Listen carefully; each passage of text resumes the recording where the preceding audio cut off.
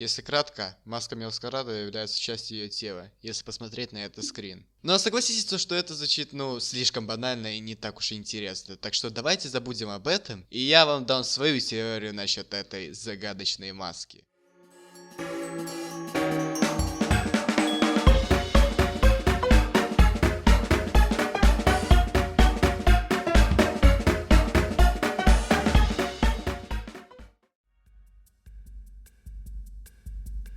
Очень, и я говорю, очень популярная теория, что за маской Мелскарады всего-навсего такой же принт, как и у Спригатита.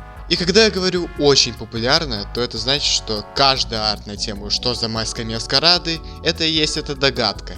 Встречается, конечно, тема с Фурагата, но, как мы уже поняли, Фурагата недооценен до жути. Есть даже некая предыстория, что якобы будучи еще Спригатита, котенок очень стеснялся своего принта, считал его дурацким и так далее. И это, конечно, имеет смысл, учитывая, что именно из-за этого принта Спригатита прозвали Марихуана котом. Но остаются два вопроса. Первый. Почему Спригатита не надел маску, эволюционировав еще Фурагата? И второй, действительно ли все приколы из реального мира также и проговариваются в мире Покемон Алый и Фиалковый? На первый вопрос, к сожалению, невозможно ответить, а на второй с уверенностью могу сказать, что нет. Ибо в игре вы не встретите слово марихуана или тому подобное. Можешь, конечно, докопаться к вот этому моменту из интервью, где Спригатит называют травяным котом, но это уже совсем абсурдно. И вот поэтому я думаю, что вся эта сказка про недопонимание насчет внешности и так далее так и останутся сказками. И все же, услышьте мою теорию по поводу этой чертовой маски. Как мы знаем, регион Пауделла основан на Пиренейском полуострове, стран Испании, Португалии и Андорры, но в большинстве своем культура Пауделла похожа на культуру Испании. Изучив различные тематические сайты, я находил разное, но не то, что нужно. До одного момента. Встречайте, маска Гатта, что на испанском значит кот, а Гатита значит котенок. Думаю, параллели вы уже сами сопоставили.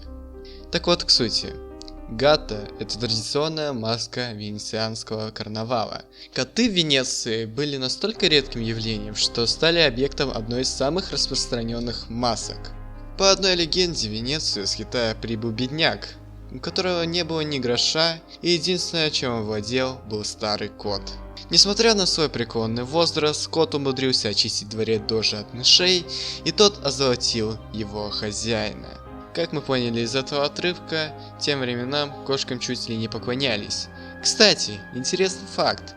Если бить в гугле «маска Гатта», то вы наткнетесь на маску света, которая явно намекает на цвет маски Мелскарады. И обсуждая все это, вы не заметили, как часто люди начали обращать внимание на Мелскараду? Начало появляться все больше и больше фанатов, люди называют ее госпожой и прочими похвальными фразами. Такое большое количество фанатов нет даже у Спригатита. И я уже не говорю о Фурагата. Это все очень напоминает секту. Да, секту, в которой мига зашли до хреневого количества людей и начали поклоняться Мелскараде, как в старых веках поклонялись кошкам. А целью всех этих сектантов является увидеть лик Божий в лице Мелскарады без маски. Моя теория гласит, что пока люди не достигнут максимального благословения Мелскарады, никто так и не узнает, что находится под ее маской. И главным претендентом на это звание являюсь я. Ладно, все это шутки, никакой секты нету. Ну разве что, если не считать Discord Rescue Team, один из лучших русскоговорящих серверов по покемонам. Конкурсы, турниры и приятное общение. Не пожалеешь. Переходи по ссылке в описании. Ну а с вами был я. Всем удачи и пока.